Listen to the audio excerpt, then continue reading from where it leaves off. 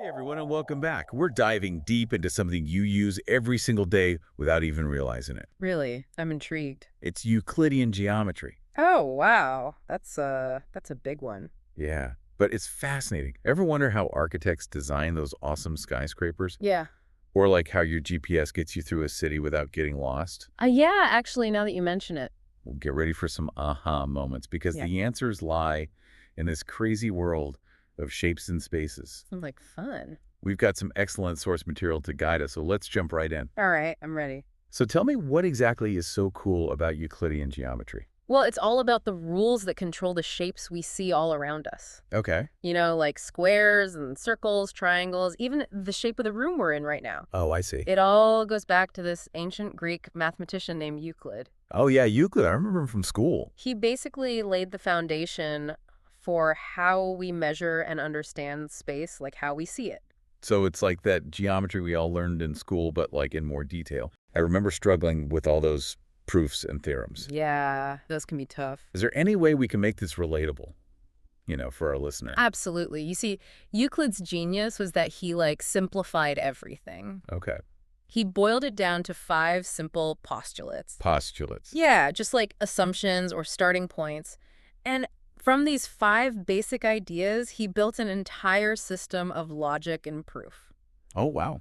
It's kind of like game. Yeah, You yeah. start with just a few rules and see what incredible things you can build. I like that analogy. So yeah, it's pretty amazing. So tell me, what are these 5 postulates that changed how we see the world? Okay, so the first 4 are pretty straightforward. Right. Like number 1, you can draw a straight line between any 2 points. Yeah, okay. It seems obvious, right? Yeah. But it's an important starting point. Right. Or how about all right angles are equal? Hmm. Again, very simple, but really important. I see. But then it's that 5th postulate that really gets interesting. Ooh, the 5th one. What's it called? The parallel postulate. Okay, the parallel postulate sounds kind of mysterious. It caused mathematicians centuries of headaches. Really? Why? Well, you see, it says that if a line intersects 2 other lines, Okay. and the interior angles on one side add up to less than 180 degrees, then those 2 lines will eventually meet on that side.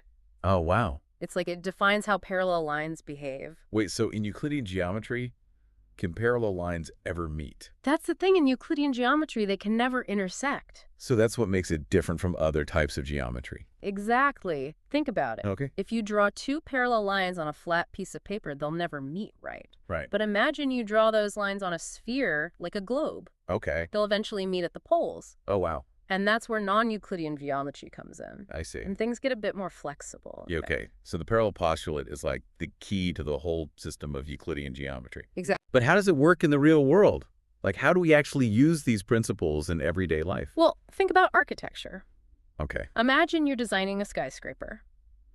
You need to make sure the walls are straight, the floors are level, and the building can handle things like wind and gravity. Mm-hmm. You can thank Euclid for the tools to do all that. Wow. Architects can calculate angles, distances, areas with amazing accuracy, all thanks to those 5 postulates. So even though it seems kind of abstract, It is a bit, yeah. Euclidean geometry is like literally holding up our buildings. It really is. That's incredible. It's pretty fundamental. Are there any other examples of how it's used in real life? Oh, tons. Think about surveying. Okay. Surveyors use triangles and trigonometry, Oh, right? which stems from Euclidean geometry to measure distances and map out land. I see. Or navigation, where sailors and pilots use similar principles to chart their courses and figure out where they are. Wow.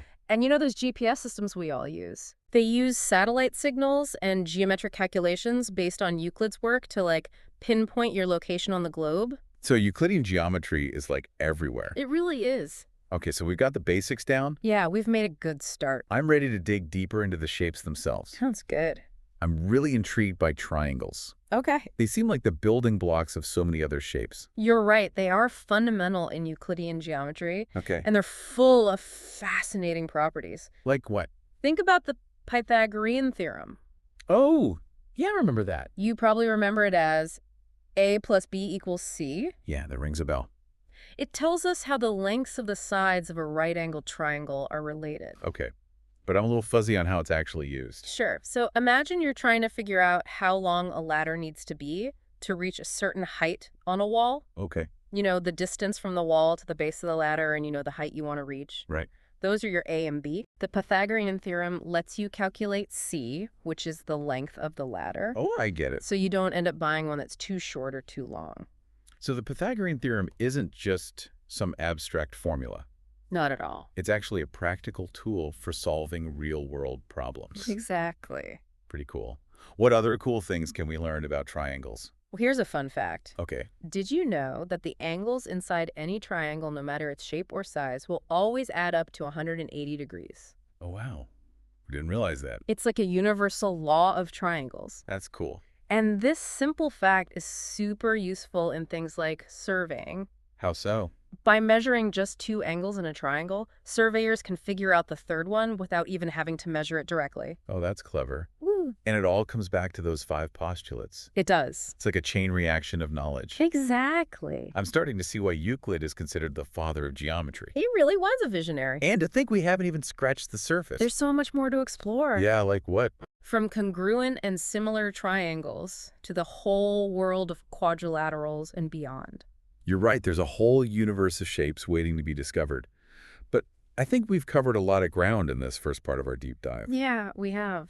Maybe we should take a moment to let all this information sink in and then come back and explore some more. That sounds like an excellent idea. All right, we'll pick up where we left off and go even deeper into the world of Euclidean geometry. Sounds good to me.